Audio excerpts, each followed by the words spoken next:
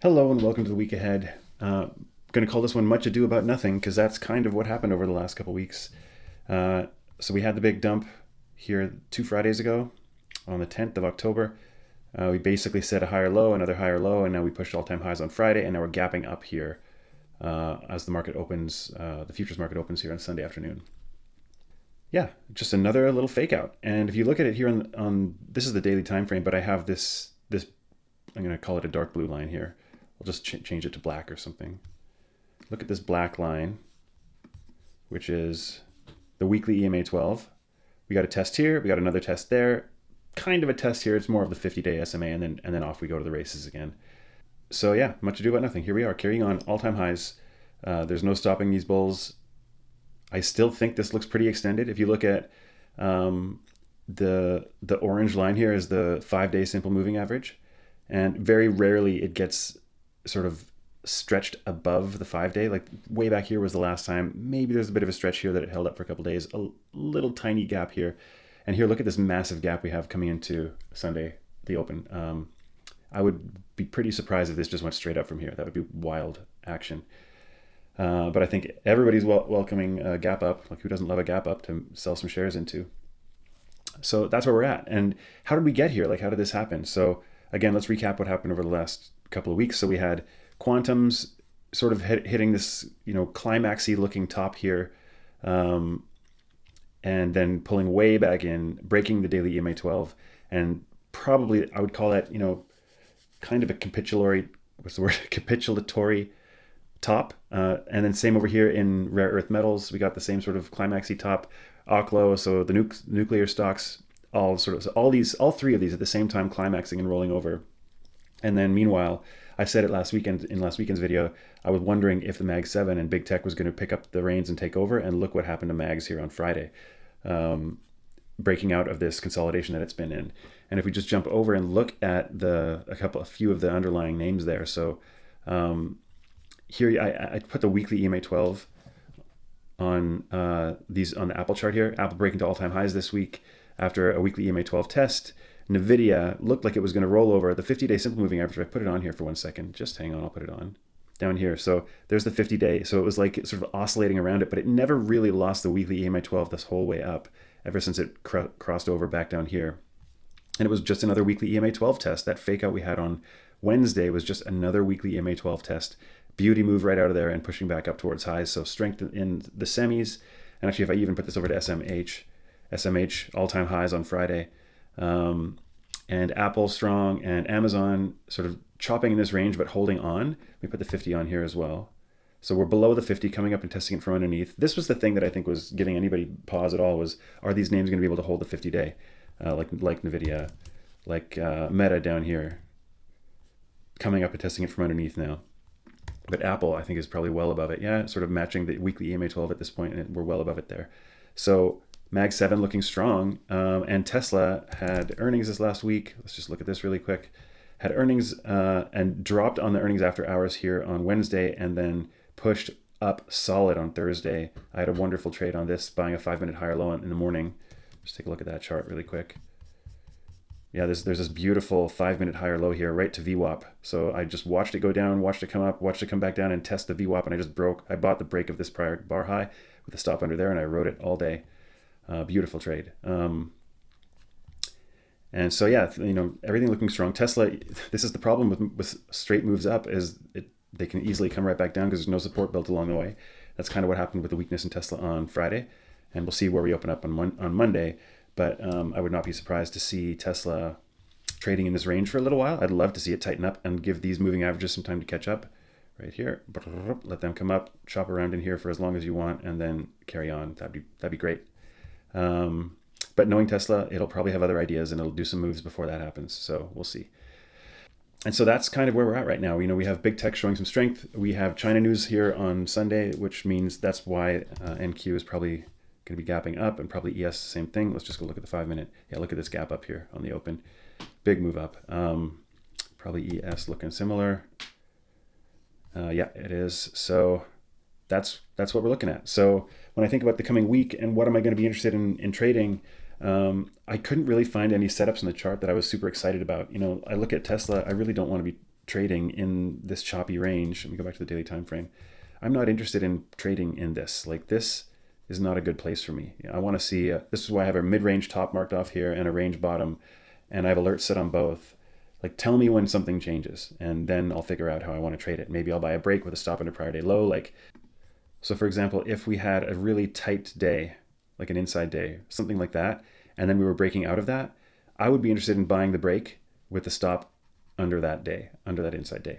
But if we have a day like this one, where we're coming up right from the bottom all the way up, and then the next day we're breaking out, that's harder because I don't know where to put my stop. I don't want to risk all the way down to there, because the trades, you have to get like at least that distance just to get a 1-to-1. So that's no good. So, it really depends on how it sets up, but I just am not interested in trying to get involved in the bottom of this crap, because for all we know, it could come in deeper and test the weekly EMA 12 and then come back out. And as a matter of fact, if it did start dipping down and doing something like that, that would actually be more interesting to me than just a rally from the bottom and then a rally out the top. So anyway, that's kind of what I'm thinking of for names like that. And so for my setups for the week, let me show you what I got. So we have SNDK is looking pretty insane here. We had a gap up. If we had another gap up tomorrow, I'd be interested in looking short. I'm not going to be doing the thing where I'm buying names as they get super close to highs. So for example, if I took this name, let's look at this day here. This is the Friday the 3rd of October. On the 3rd of October, we had this big move up from the open, set a high, higher low, and then chopped around, then came down. And at this point, we've got a range defined here. And actually, let me just draw an actual horizontal line on here. So basically, we're looking at a floor of like this, right? And so I'm aware that we're trading in a range, and probably what I would have done if I was watching this is I would have done something like this, draw that guy on there, and now I know, the value area of this choppy range is here, right? And I'm aware I've got a ceiling up here that I can short against if I really want to take a chance on a short. But these days I'm not really trying to catch tops and bottoms. I'm more interested in it showing me the right side of the V, and in this case, an inverted V, right? So here, if this is my box and we're trading around in it, and then suddenly here we break through the bottom, I've defined this as my low level that I care about, and here we break down below, and then we rally back up to above it.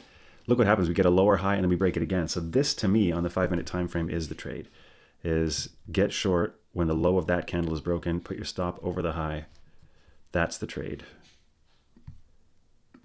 That's the kind of thing. If we got something like that tomorrow or the next day on a gap up, that's the kind of thing I'm interested in. I'm going to wait for price to show me that it's ready to turn over, and then trade it that way. And because it is a capitulation top, a potential capitulation top, I'm thinking bigger than intraday. I would be thinking, I want this thing to roll over, and I'm going to be holding it for days.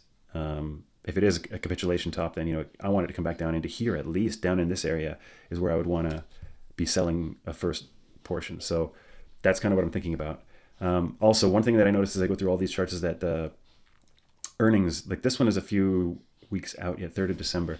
But I'm marking off on all of my charts where the next earnings are, because a lot of them are coming up really, really soon. So for example, UAMY, this is a rare earth metal name. It had this rollover already, and its earnings are way out here, so we're good to go there. And I have an alert set on the bottom of the last 3 days where it's sort of been bouncy balling around at this level. So I think that it has a potential, like this is sort of a tightening range, and I'm expecting volatility here basically. So we had our top, we got a low, lower high, higher low, lower high, higher low, and like maybe we might get another move up, or maybe we might just roll over. I'm expecting downside. That's what my bias is on this one. I'm not going to fight the chart, but that's what I'm thinking. So this is one of the short names on my list. And my expectation here is that this is actually the daily lower high here that's already been set, and that we're going to push down through these lows. And so I'd be shorting, with a stop over the highs there. We'll see. FLNC, this actually showed more strength than I was expecting it to show here on Friday. We'll see what happens. And this is a clean energy name, I think. These actually aren't doing terrible, but I have a couple of them on here, FLNC and BE, and I'm expecting daily lower highs after these big moves they've had. We'll see. Maybe this thing will just carry on. If so, I'm not going to fight it. BE, expecting a daily lower high here. We'll see what happens on Monday. But earnings are coming up right away. So this one, I don't want to fight it into earnings. And let me just check FLNC. Yeah, that one's way out here. Put my vertical line there. And then on the bull side, APLD actually has been looking good. Like it's past earnings, right? It had a bullish reaction to earnings, came back in, tested the 20-day, and I think it could be a tightening range here. I'm not exactly sure, but we have a clear daily higher low. So if we do get we have a clear weekly higher low. We filled the gap from this move, hit the 20-day and bounced. So I'm expecting it to either continue or come back in and set another higher low. If it does that, if it comes in and sets a higher low, I'm interested in a buy there with a stop under this last higher low here. I'm not just going to buy on a drop. I'm looking for price action to give me a reversal sign, and I'm going to be risking against this daily level here. I'm not going to go for anything super tight because, as you can see, this name is all wiki, so I'm not really interested in fighting that. CRWD had this nice breakout last week. You can see here this was my game plan from Friday, was that I was waiting for a dip to come back in and buy it, and it did dip, but it just got to yesterday high day and then moved. It didn't really give you another leg up or down. It just sort of was kind of tight in here, so I didn't get involved. I would love a daily higher low in this, so that's what I'm looking for. I'm going to end up moving this down here. I'm looking for hourly oversold for a daily higher low against this level here, which is the last daily higher low. Right? Let me put it on this one. There. It might not give it to me, but I'm just like, if it does, I'm interested. And then obviously I'd be looking for more upside on that. LRCX, this one had a initial bearish reaction to earnings and then ran out of that. This is what I want to see in the stock is like people see that dip that came from the earnings reaction as an opportunity and they start pushing it up again. So this one I'm interested. We have this top here that looks like it could break. I think if it just goes for it and breaks this level,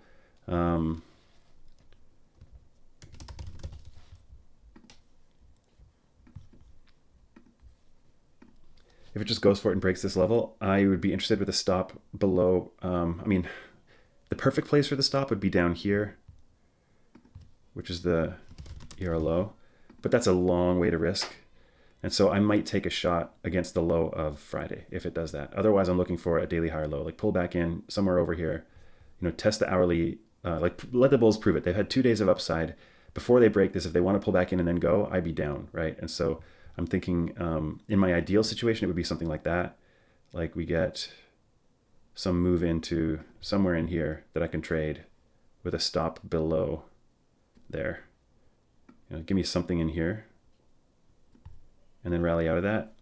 Like a sharp drop on Monday morning with a V shape out of that. That would be chef's kiss. So that's another one I'm looking at.